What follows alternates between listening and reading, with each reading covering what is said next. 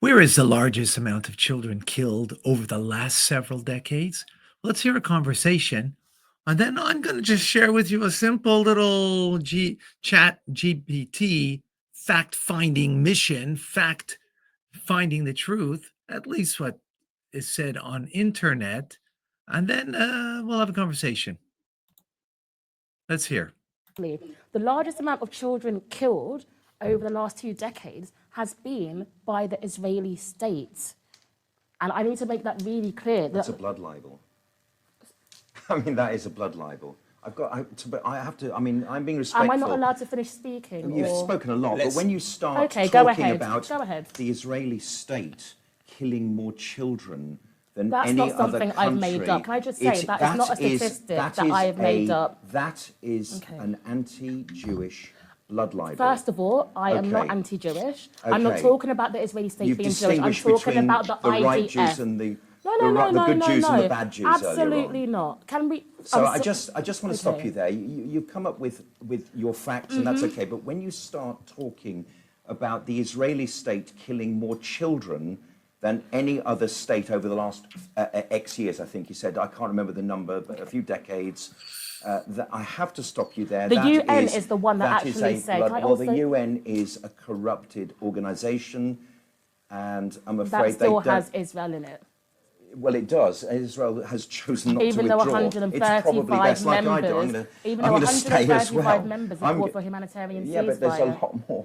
There's a lot more states who are anti-Israel than Israel itself, and there is the US in there as well. I think it's important, though it would be tempting to withdraw from the United Nations and break it up like the League of Nations. I think it's important that Israel stays in that cradle of anti-Semitism, which is what it's become. Now, maybe it is correct that you need to stay there. I wouldn't suggest that they leave. The Lubavitcher Rebbe did say to Prime Minister Benjamin Netanyahu in 1984, when he was the ambassador to the United Nations at the time, on behalf of Israel, that you are a light, one light in a place full of darkness, but one candle can illuminate a very dark place. So, yes, I agree. We need to be that light. Now, I just want to share something. I heard this conversation, so I went right away to chat GPT. And what I got over here, Rwanda, 1994 genocide, up to 1 million people, including hundreds of thousands of children. Syria from 2011, 500,000 people, including tens of thousands of children. Sudan and South Sudan from 2003, also the Civil War, 2013 to 2018.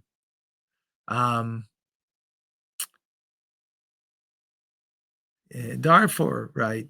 Also, mass killings of children.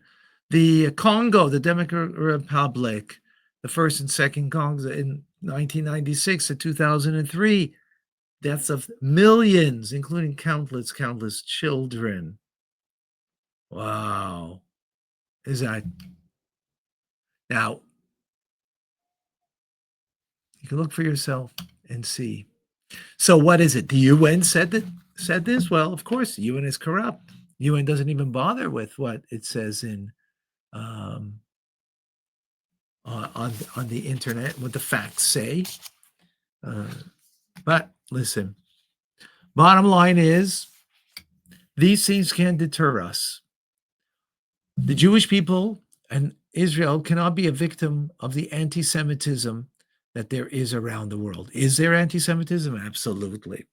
But that's not what makes us tick. To be a victim, to be oppressed by people.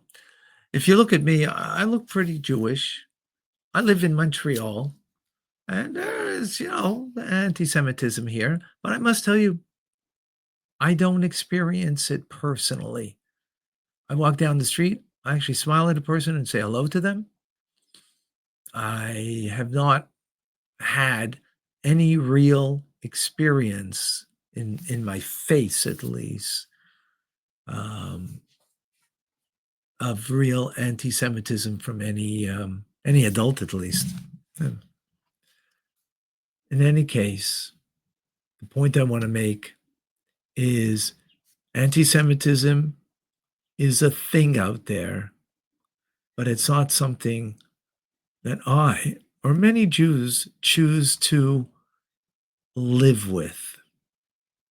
We recognize it's there, but we live with goodness and kindness. We live with another mitzvah to do the bidding, the will of God through the study of Torah and the doing of mitzvahs and changing this world for good, through acts of loving kindness, acts of goodness, as God wants.